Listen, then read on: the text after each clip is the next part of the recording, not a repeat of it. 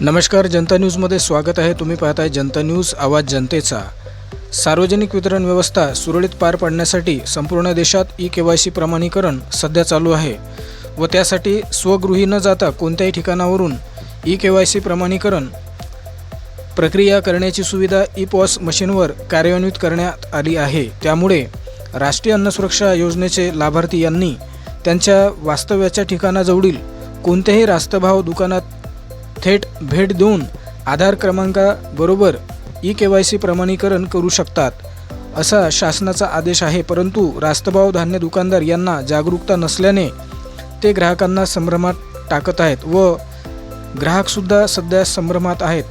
तरी ग्राहकांना संभ्रमात न टाकता देशाच्या कोणत्याही ठिकाणी ई-केवायसी करण्यासाठी सहकार्य करावे व 31 ऑगस्ट 2024 पर्यंत ही प्रक्रिया पूर्ण करण्यात यावी।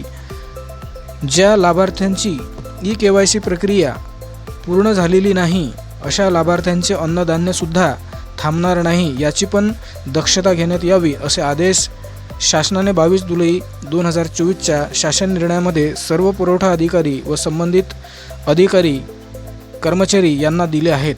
जनता न्यूज, मंगरुळपीर, जिल्हा वाशिम।